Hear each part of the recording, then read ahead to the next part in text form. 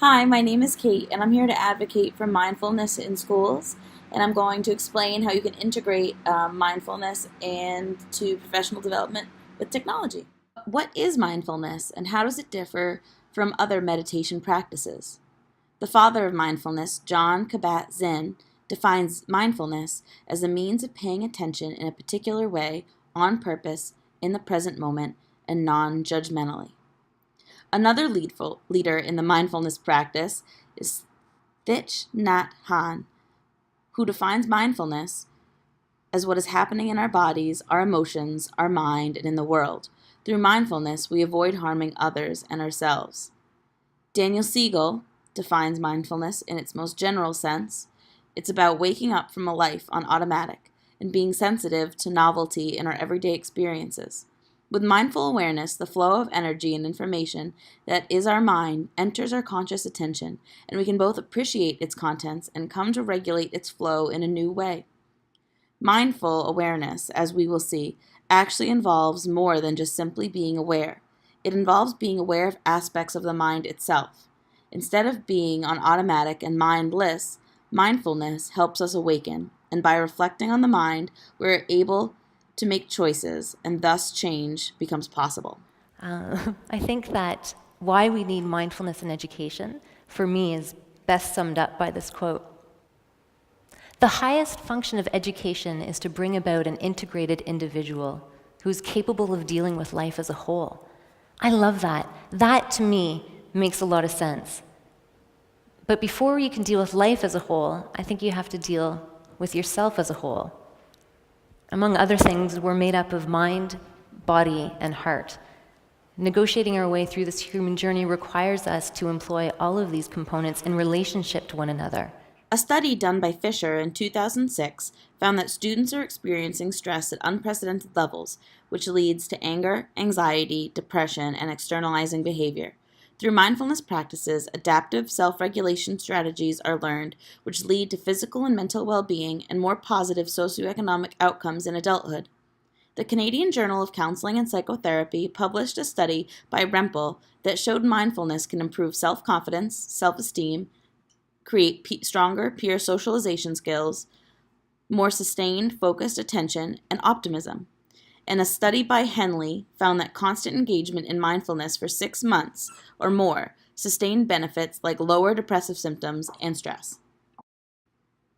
Mindfulness begets metacognition, which allows students to become more open to their individual learning styles and reflect on which methods work best for them. As stated by Abdullah in 2001, self-directed learners are students who are managers of their own learning process. Through gaining self-regulation strategies learned in mindfulness, students are able to have peace within their often hectic school days and take time to reflect, which unleashes their learning potential.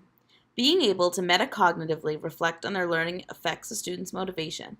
Instead of being frustrated with their challenges, they understand the reasons behind their challenges and can collaboratively problem solve to get around these barriers, as stated by Green.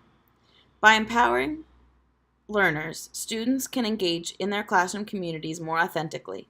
Increased learner diversity strengthens a community of students and creates a unique learning environment. So, how does mindfulness tie into technology? The .B program, short for Stop and Be, is the UK's leading online mindfulness curriculum targeted at 11 through 18-year-olds.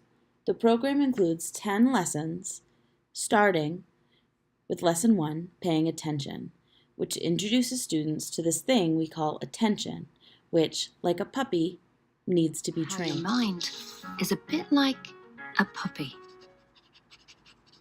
It bounces around all over the place and sometimes seems to have a life of its own.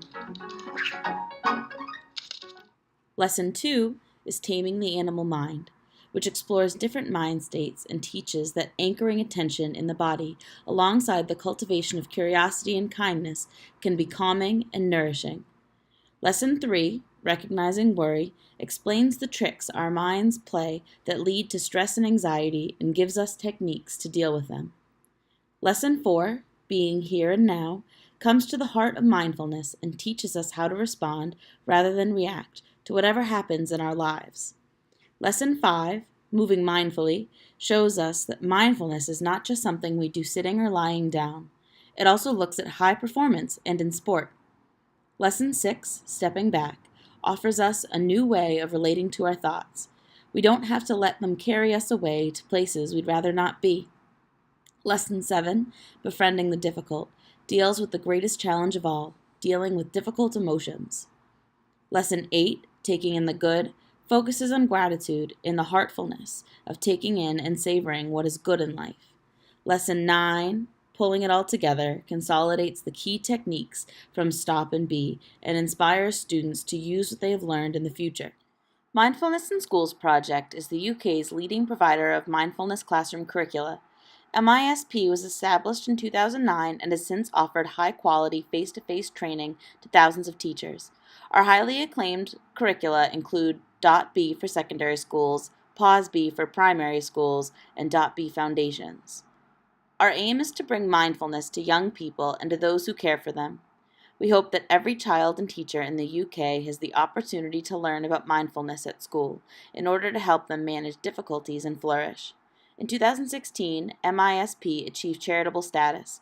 We are now able to help children living in areas of high deprivation to access mindfulness by offering supported places on teacher training courses. These are offered to UK schools who have above average numbers of pupils receiving free school meals. MISP advised the Mindfulness All-Party Parliamentary Group on the Mindful Nation UK Report 2015. By now, I hope I've made it abundantly clear why it's important to teach mindfulness to our students and become trained in mindfulness practices ourselves. In addition to being portable, accessible, intrinsic, and above all free, teaching mindfulness to our students will help support their holistic growth and development into adulthood. But mindfulness is a practical tool that can help students cultivate this inner understanding. It's a realistic way for students to understand how their mind, body, and heart work in any given moment. How do we access this curriculum? Teachers need to be trained using a 4-day course which prepares teachers that have met the prerequisites to teach the 10-lesson curriculum. Once finished the training, a passcode is provided that leads the teacher to the different online curriculum that they can then show to their students. In addition, they receive a student booklet, a teacher booklet, teacher notes, and a PowerPoint slideshow of each lesson. Training is instrumental to carrying out this curriculum because without being properly trained in mindfulness techniques, there could be no difference between meditation mindfulness and the centuries-old mindfulness practice in which the mind is focused on one specific thing, not something going on inside the body. MISP offers an 8-week training course for teachers who have the adequate prerequisites. As the program is located in the UK, MISP partners with organizations overseas to provide trainings. Luckily, there's one occurring in San Francisco in August. The cost is $1,100 per teacher with an option for 2 graduate-level professional development credits. The following are excerpts of testimonials from teachers who are implementing the .B curriculum in their schools. I love walking around the school hearing snippets of conversation between staff and pupils. Mindfulness and the different practices from Pause B and .B Foundations are creating a common language between staff and pupils, which is fantastic. As a teacher, I find mindfulness useful, especially for settling a class and helping them focus, though never as a form of discipline. Talking to the children about their own personal experiences of how mindfulness helps in their own day-to-day life is definitely the most rewarding thing. Hearing about how they use mindfulness away from the classroom or in the classroom, but with no guidance, is just incredible. The other challenge I faced was making time to teach mindfulness outside class time. I found that using lunch times and registration times enabled me to reach a large number of students. As you can imagine, some staff were reluctant to embrace mindfulness to begin with. Mindfulness isn't for everyone, but I was able to bring some of them round by running an introduction to mindfulness as an inset for all staff, then running the first .B course with staff as well. That gave some of the staff first-hand experience of the impact mindfulness can have. How can mindfulness help teachers? Practicing mindfulness made my personal life way better. I felt more connected to myself. And when I got back to the classroom, it made my professional life better too. Because I was connected with myself, I was also more connected with my students. We were able to create relationship, and that's where I think lots of deep learning occurs. How can mindfulness help the 21st century learner? There's a lot of talk these days about 21st century learning skills, and life skills are a part of those, but really, as we know, much of the focus in education tends to be on tech skills. If we're really interested in helping students deal with life, we need to teach them how their minds work.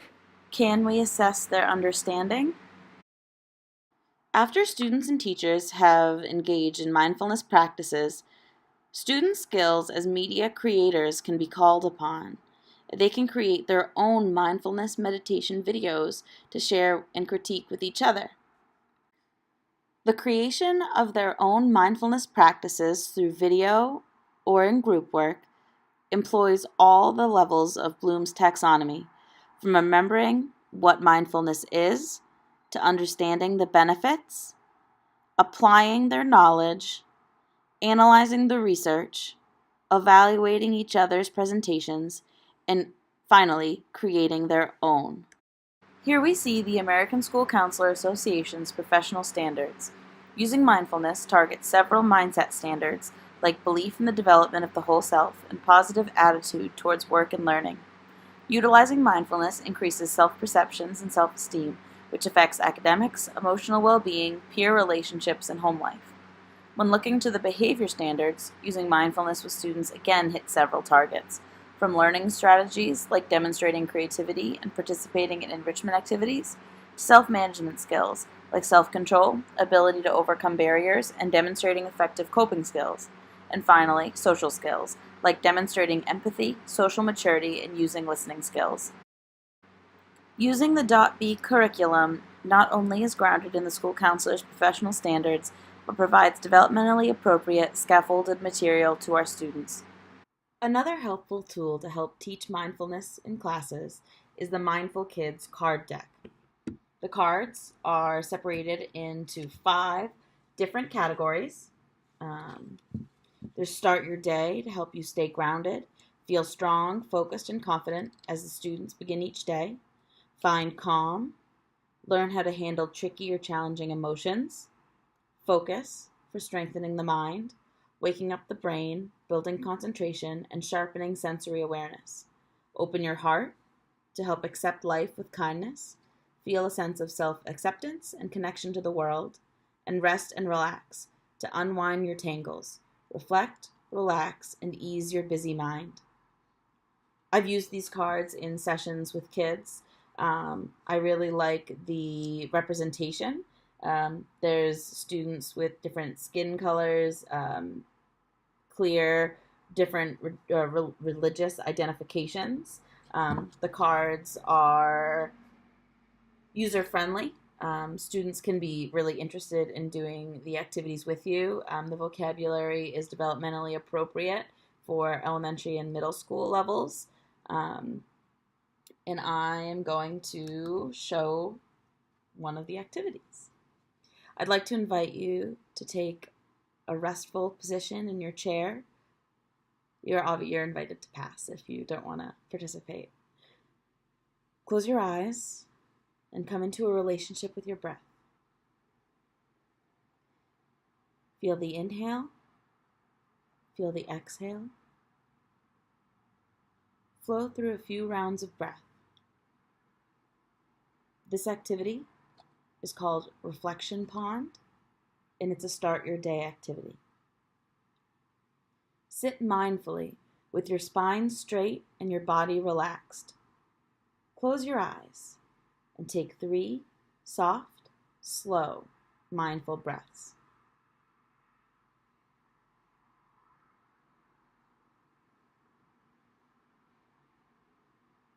Imagine you are in a forest with tall trees. You hear the birds chirping, the squirrels running across fallen leaves on the ground. You are sitting in front of a small pond. The water is still. Look into the pond. See the reflection of the trees in the clear water. What else do you see? Do you see yourself reflected in the water too? Imagine dropping a pebble into the pond. See the ripples in the water. Keep watching, and when the water becomes still again, open your eyes. Look for still water in the pond anytime you want to feel calm. You might be asking, what makes a good mindfulness activity or practice? I would suggest listening to the definitions of mindfulness in the beginning of the video, which focuses on non-judgmentally accepting and understanding the feelings within the body, the sensations that are arising, being able to let thoughts float away like clouds. Mindfulness is about the here and now, not necessarily thinking about a calm place, trying to take your focus out of the body onto a different entity. Being open to allowing students to pass is also a major tenet of mindfulness. You don't want to force this practice on students, not like we would want to be forced to do anything either. It's open, it's accepting, it's calming, relaxing. It can be done with sound, it could be done with taste, sight, all the senses. As long as there's focus on the inner body and the intent, what's happening inside, that would constitute a strong mindful practice. Thank you for taking the time to process my presentation, and I heartily recommend the .B curriculum for any school looking to engage in mindfulness practices between staff and students.